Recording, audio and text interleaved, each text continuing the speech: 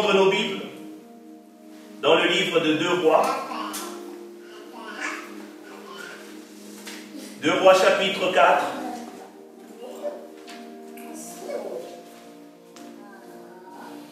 Deux Rois chapitre 4, nous partirons du premier verset et nous allons nous arrêter au 6e verset.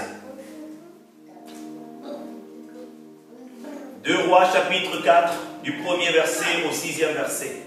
La Bible, la parole de Dieu dit ceci. Une femme d'entre les femmes des fils de prophètes cria à Élisée en disant, ton serviteur, mon mari est mort.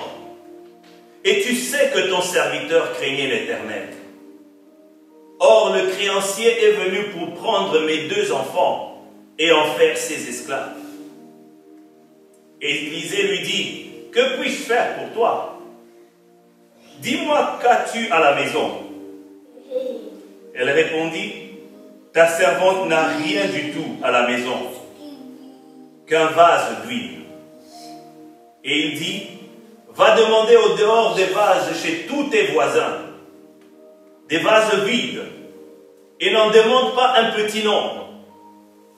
Quand tu seras rentré, tu fermeras la porte sur toi et sur tes enfants. Tu verseras dans tous ces vases, et tu mettras de côté ceux qui seront pleins. Alors elle le quitta, elle ferma la porte sur elle et sur ses enfants. Il lui présentait des vases, et elle versait. Lorsque les vases furent pleins, elle dit à son fils, présente-moi encore un vase. Mais il lui répondit, il n'y a plus de vase. Et l'huile s'arrêta. Alléluia. C'est un texte que nous avons déjà eu l'occasion d'entendre plusieurs fois. Mais le Seigneur me met à cœur de partager ce texte à nouveau pour souligner certaines choses. Car le programme d'aujourd'hui va être un peu différent de ce que nous faisons d'habitude. Il s'agit d'une femme qui était épouse d'un prophète. Parce que quand les personnes avaient le don de prophétie, on les rassemblait tous, on les appelait les fils des prophètes. Ils se retrouvaient tous ensemble pour apprendre à être à l'écoute du Seigneur, pour découvrir la pensée de Dieu, la direction de Dieu. Ils étaient là avec leur famille. Et un des serviteurs qui était là, un des fils de prophète qui était là, a fini par mourir. Et sa femme s'est retrouvée avec 2 enfants, sans grande ressource, avec aucune capacité de faire face à la situation. Vous savez, parfois dans la vie, il arrive des moments où, en dépit de votre bonne volonté, vous vous retrouvez coincé par les circonstances de la vie. Et elle s'est retrouvée coincée ainsi. Il devait de l'argent. Mais celui qui apportait de l'argent n'était plus là.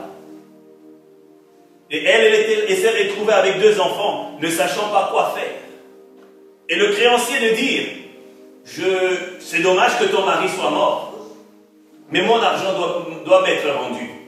Et parce que mon argent doit m'être rendu, je dois le récupérer d'une façon ou d'une autre. Et pour que je récupère cela, la meilleure façon de faire, c'est de prendre quelque chose chez toi. Quand nous avons lu le texte, la réponse que cette femme avait donnée à Élisée en disant, quand Élisée lui a posé la question, qu'est-ce que tu as chez toi? Elle a dit, je n'ai plus rien. Il me reste juste un vase d'huile. Peut-être qu'ils avaient des meubles, peut-être qu'ils avaient des biens. Et à cause des besoins de la vie, ils ont peut-être vendu ce qu'ils avaient. Ils se sont retrouvés complètement démunis.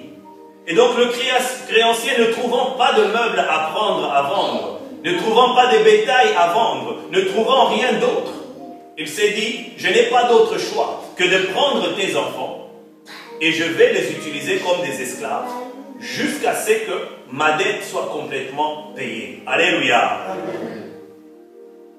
Et cette femme qui voyait les fruits de ses entrailles risquait de partir. Parce que lorsque tu es esclave, tu n'as plus la liberté de faire ce que tu veux. Alléluia. Amen. Les esclaves ne pouvaient pas dire, bon, aujourd'hui je vais me réveiller à 8 heures. Quand on lui a dit, tu te réveilleras à 6 heures ou à 5 heures, il va se réveiller à 5 heures. qu'il le veuille ou pas. Il ne va pas dire j'ai des droits parce qu'il n'en a pas en tant qu'esclave. Alléluia. J'ai besoin de me reposer. On ne va pas lui laisser ce désir-là parce qu'il est un esclave. Et donc cette femme voyait déjà comment ses enfants allaient être privés de la liberté. Qu'ils allaient être privés de tout ce qu'ils pouvaient faire un bien dans la vie qu'on peut avoir. Alléluia. Amen. Vous savez, parfois nous ne réalisons pas la beauté de la santé que nous avons. C'est le jour où nous tombons malades que nous apprécions combien nous étions bien quand nous étions en santé. Quand nous allons à l'hôpital et que nous voyons des personnes malades, c'est là où on s'est dit, je rends gloire au Seigneur de ce que j'aurais pu moi aussi me retrouver sur ce lit. Mais Dieu m'a fait grâce. Alléluia. Amen. Nous ne rendons pas compte parfois de la liberté que nous avons. Aujourd'hui, j'ai envie de sortir et d'aller dans tel supermarché, j'y vais. Alors que la personne qui est par exemple en prison n'a pas la possibilité de sortir. Il y a des personnes qui sont emprisonnées 23 heures sur une journée de 24 heures. C'est seulement pendant 1 heure qu'il peut faire un petit tour dans la cour et tu ne peux même pas sortir. Tu ne peux pas téléphoner, tu ne peux rien faire. Tu es enfermé dans ta cellule. Et cette femme voyait qu'est-ce qui allait arriver à ses enfants. Elle voyait déjà comment elle n'allait plus pouvoir leur témoigner tout l'amour qu'elle avait. Et elle était désespérée. Elle ne savait plus quoi faire. Alléluia. Amen. Elle est allée voir le serviteur de Dieu, Élisée. Et la Bible dit qu'elle est allée crier. Elle n'est pas allée parler. Tellement que le problème était intense dans sa vie. Ça lui faisait tellement mal. Alléluia. Amen. Généralement, si tu as une plaie et qu'on marche sur cette plaie, tu ne vas pas dire excuse-moi, est-ce que tu peux déplacer ton pied? Non, tu vas crier. Pourquoi? Parce que dès qu'on a mis le pied dessus, ça a réveillé la douleur. Et donc cette femme avait un cœur qui était brisé, avait un cœur qui était désespéré. Elle ne savait plus comment faire. Peut-être qu'elle avait des membres de famille, mais personne ne pouvait l'aider. Peut-être qu'elle avait des connaissances, mais personne ne pouvait l'assister. Elle est allée et elle a crié auprès d'Élisée. Elle a rappelé, dit, tu sais, mon mari, ce n'était pas un méchant. C'était quelqu'un qui craignait l'Éternel. Mais maintenant, je suis sans ressources. J'ai besoin d'avoir une réponse. Alléluia. Amen. Parce que si jamais je n'ai pas une réponse, je perds mes enfants. Je perds la prunelle de mes yeux. Ces êtres que j'ai portés pendant 9 mois dans mon ventre, que j'ai vu grandir, je les ai vus traverser les différentes étapes de leur vie. Marcher à 4 pattes, essayer de se lever, marcher sur les 2 pieds, commencer à courir.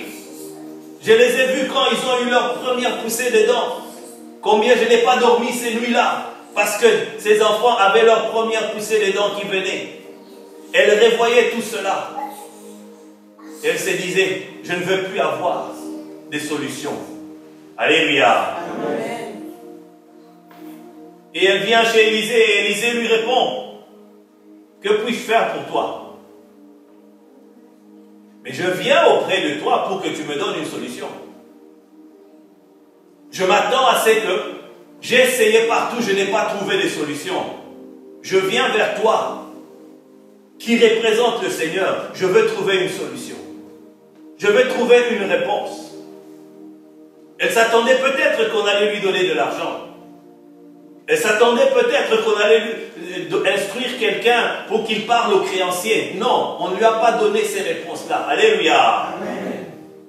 Bien-aimés, quand nous venons dans la prière, devant le trône de Dieu, ne venons pas avec nos solutions. Alléluia. Amen. Souvent nous venons avec nos solutions. Seigneur, regarde, dis à cette personne, touche les cœurs de cette personne. Oh Seigneur, je prie vraiment, touche les cœurs de Papa Marcel. Comme ça, si tu touches les cœurs de Papa Marcel, les choses vont se passer de cette façon.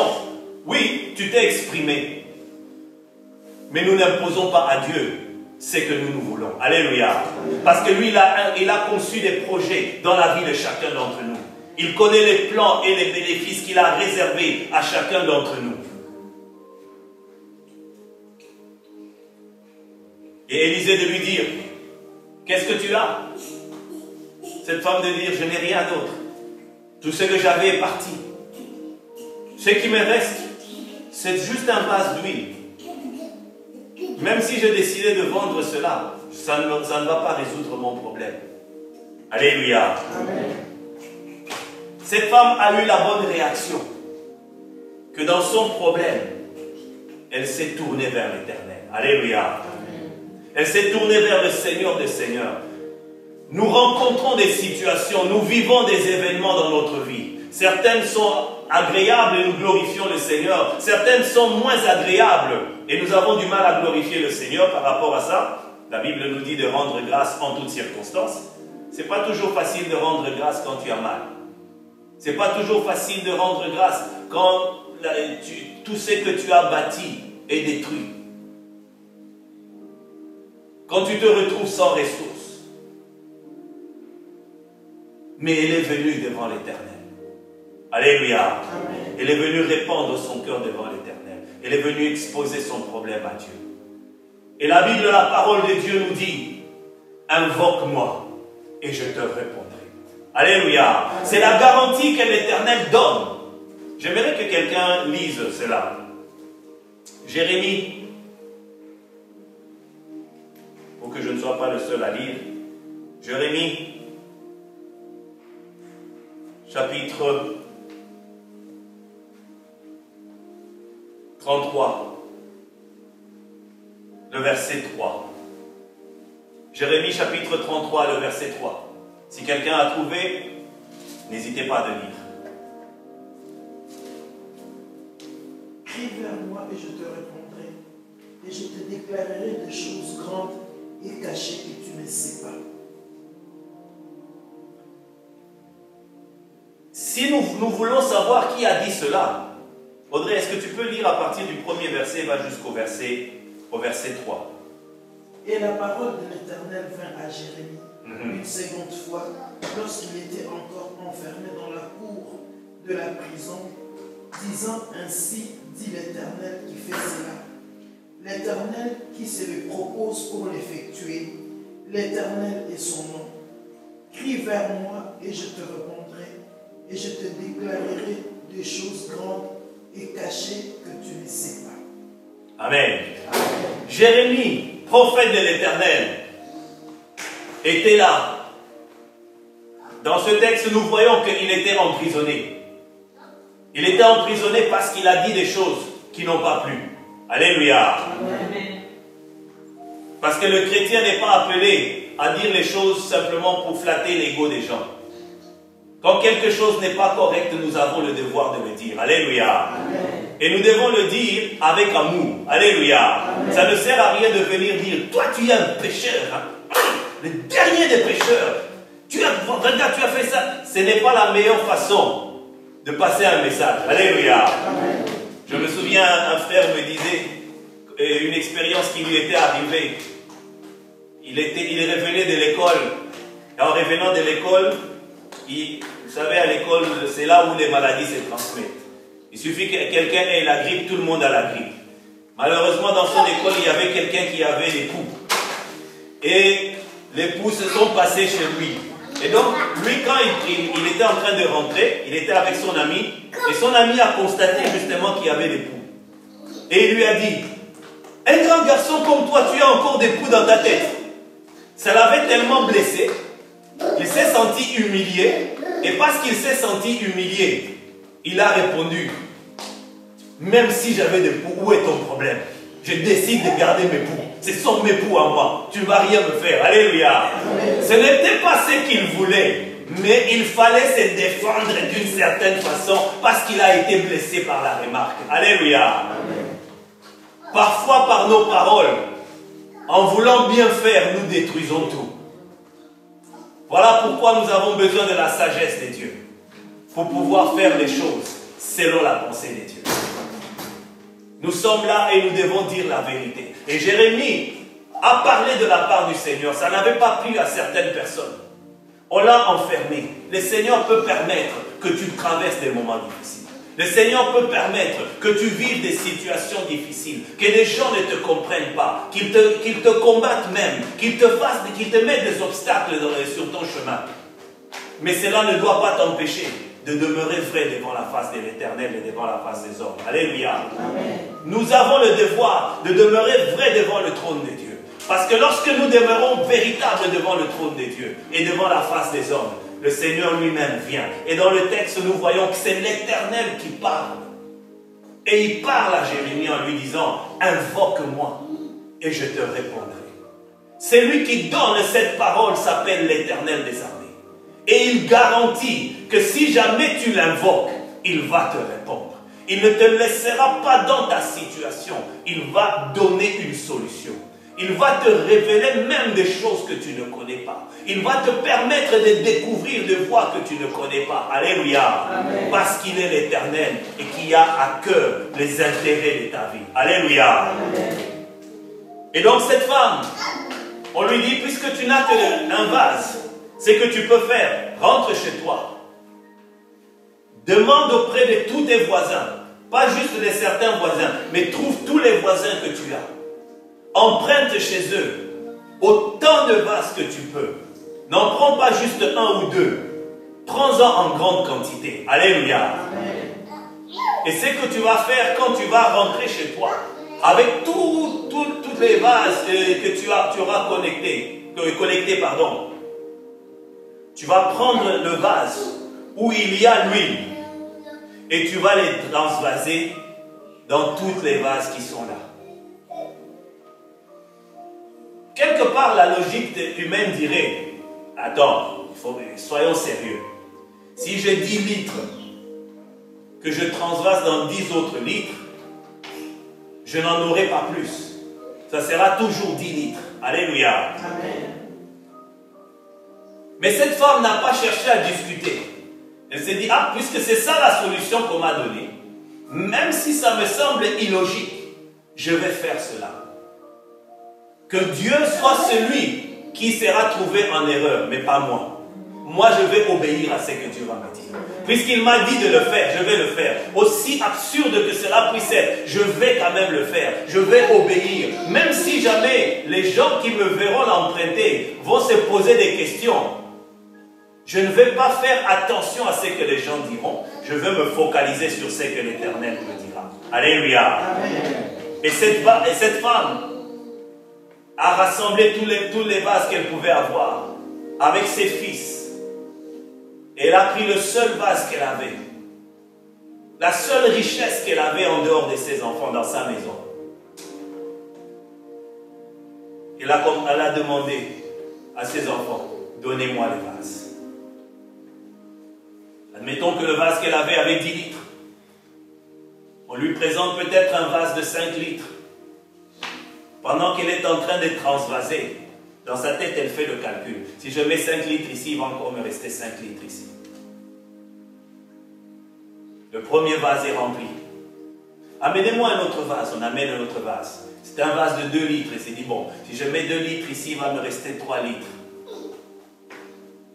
On lui présente un vase de 5 litres par la suite. C'est dit, normalement, il doit avoir 3 litres. Je ne devrais même pas pouvoir remplir.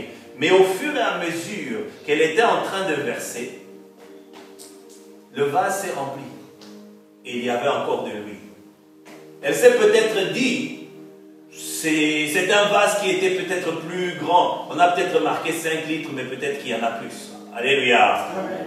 Parce que notre logique cherche toujours à comprendre les choses. Mais ce qu'il y a de formidable avec Dieu, c'est que Dieu ne fonctionne pas avec notre logique. Alléluia. Parce que notre logique a une certaine limite. Notre capacité a une certaine limite. Notre force a une certaine limite. Mais la capacité de Dieu est illimitée. La force de Dieu est illimitée. Le pouvoir de l'Éternel est illimité. Quand nous nous reposons sur lui, c'est l'illimité de Dieu se déverse dans notre vie. Et notre vie vit l'illimité de Dieu. Alléluia. Et c'est ce que cette femme était en train de vivre. De la même manière que le vase qu'elle avait, qui était sa seule richesse, est une représentation de ce que Dieu est. Quand Dieu est ta seule richesse, chaque fois que tu viendras présenter un vase, le Seigneur le remplira. Alléluia. Chaque fois que tu viendras présenter le vase de ta demande devant le trône de Dieu, le Seigneur répondra. Chaque fois que tu viendras frapper à sa porte et dire « Seigneur, j'ai besoin d'une solution », il te donnera certainement la solution parce qu'il a toutes les solutions. Alléluia. Même quand il n'y a pas de solution, il crée les solutions. C'est le Dieu que tu sers.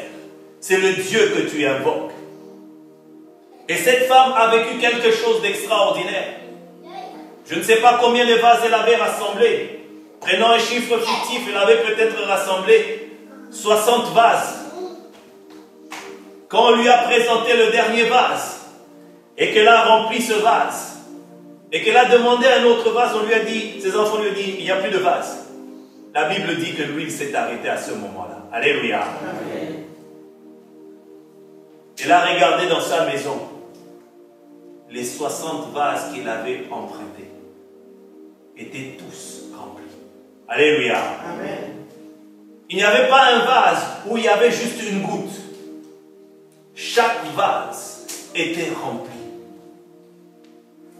Elle avait un vase d'une certaine contenance.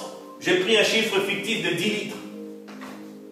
Même si elle avait 60 vases de 10 litres, le Seigneur a fait la multiplication. Alléluia. Amen. Parce que cette femme avait fait une première chose.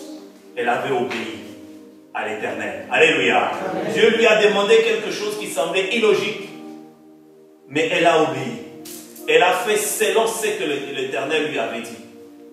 Et Dieu a honoré sa foi. Alléluia. Amen. Quand nous venons avec obéissance devant le trône de Dieu, le Seigneur honorera notre foi.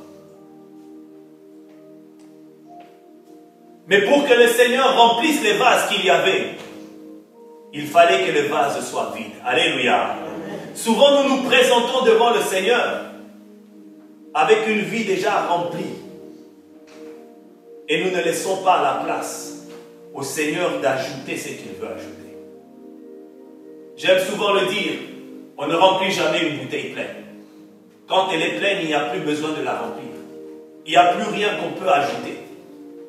Parce qu'elle est déjà pleine. Et parfois nous venons dans nos prières devant le trône de Dieu, tellement plein de ce que nous pensons, tellement plein de ce que nous estimons.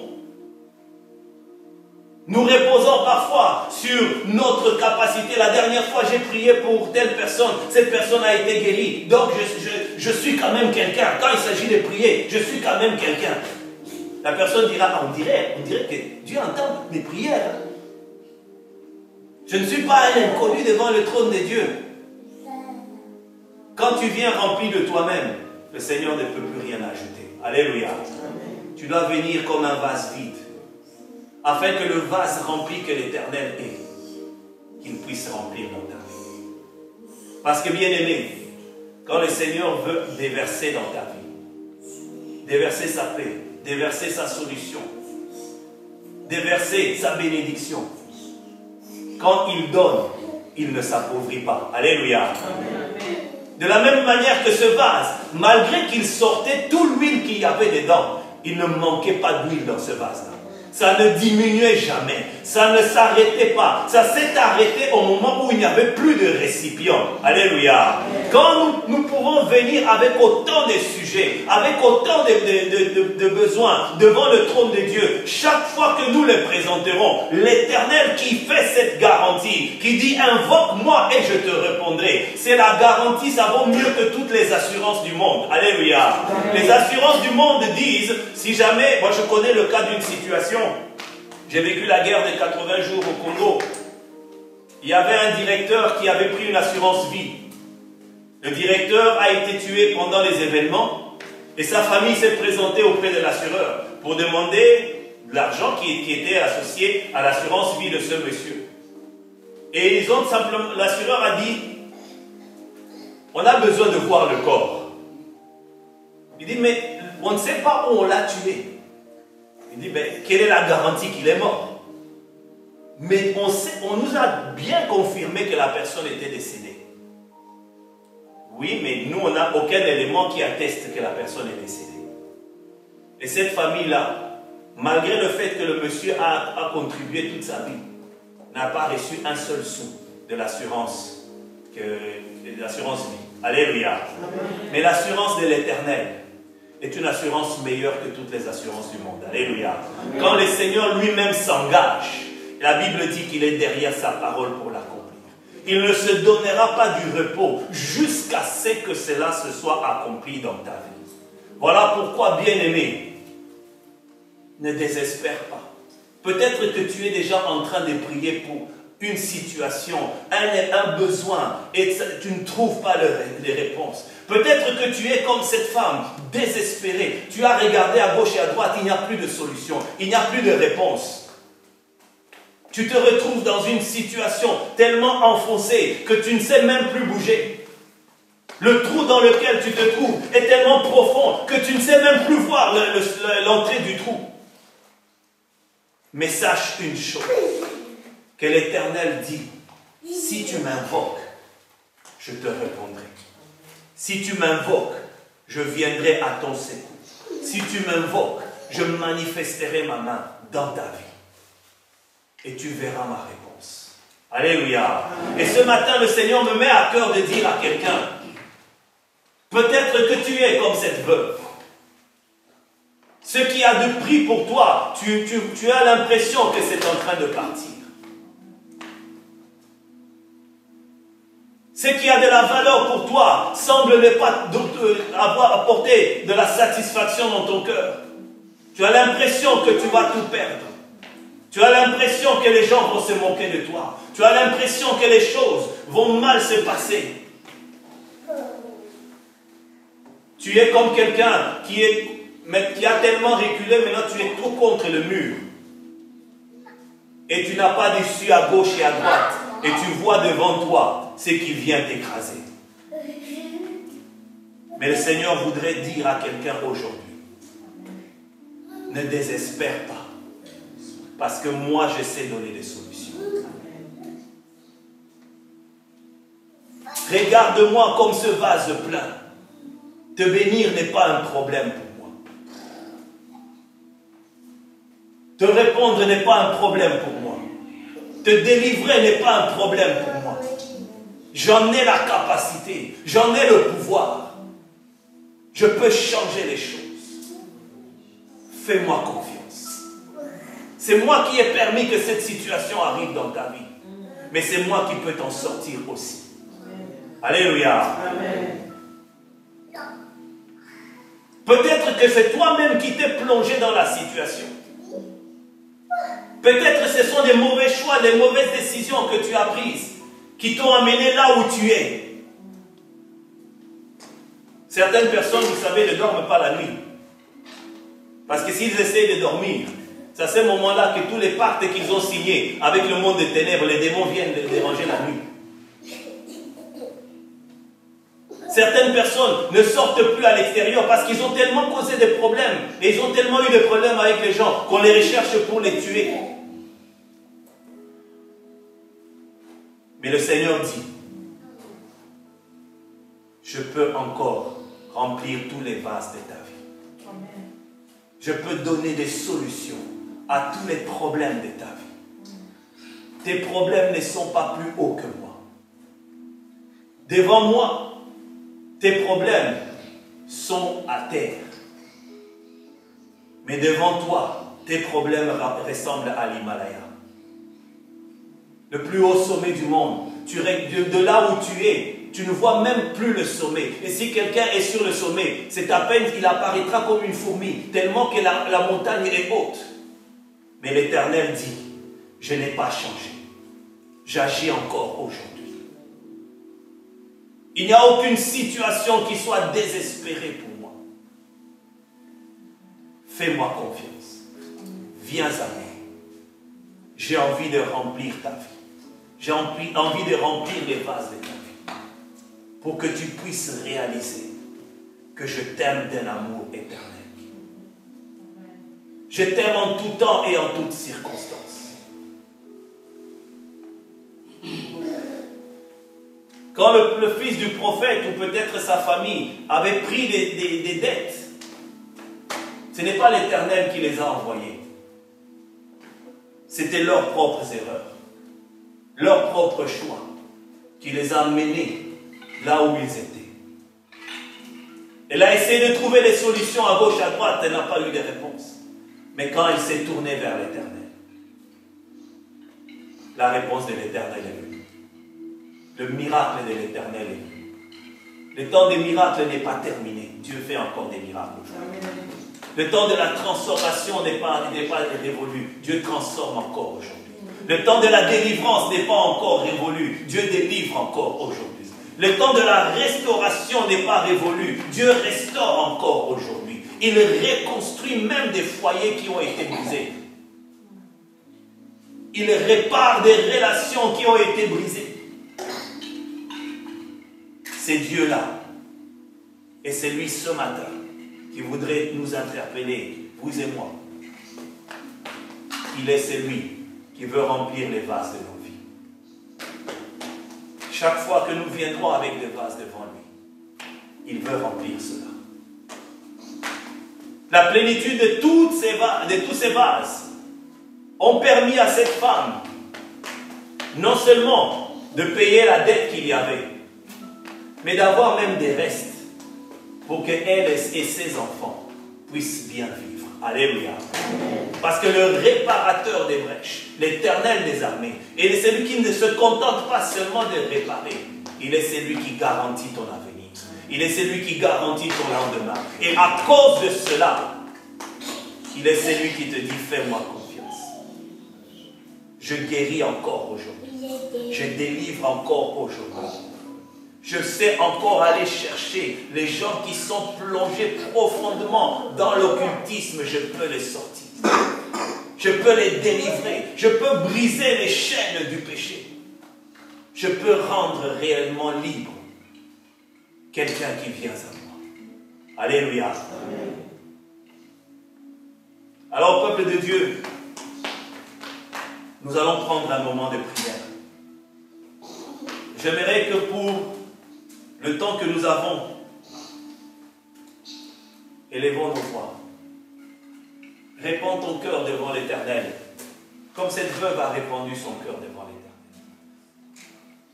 Tu veux prier dans le secret de ton cœur, tu veux prier à haute voix, fais-le comme tu veux. Tu veux prier debout, à genoux, fais-le comme tu veux. Mais parle à ton Dieu. Parle à ton Maître. Parle à ce vase qui sait remplir les vases de tes vies. À ce Seigneur qui veut changer les choses dans ta vie. Qui veut transformer ton présent et ton lendemain. Hier n'a peut-être été désastreux. Mais la Bible dit, les choses anciennes sont passées. Et voici, toutes choses sont devenues nouvelles. C'est Dieu-là rend nouvelles toutes choses aujourd'hui encore. Et il veut le faire dans ta vie et dans ma vie, bien-aimée. Il veut le faire dans cette assemblée. Il veut le faire dans l'église. Pour que les choses anciennes fassent partie de notre histoire et non plus de notre actualité. Nous allons prier. Que chacun prie. Que chacun parle à son Dieu. C'est Dieu qui est là, présent. La Bible, la parole de Dieu dit, là 2 ou 3 sont assemblés en son nom, il est présent parmi eux. Comme je l'ai dit, si tu veux te lever, si tu veux prier, si tu veux marcher, si tu veux être à genoux, si tu veux être assis, fais-le à ta façon. Mais parle à ton Dieu. Parle-lui ce matin. Dis-lui ce fardeau que tu as dans le cœur. Dis-lui ce besoin que tu as dans le cœur. Et c'est Dieu qui remplit les vases. Amènera le vase de ta vie à trouver une solution, à être rempli. Prions le Seigneur.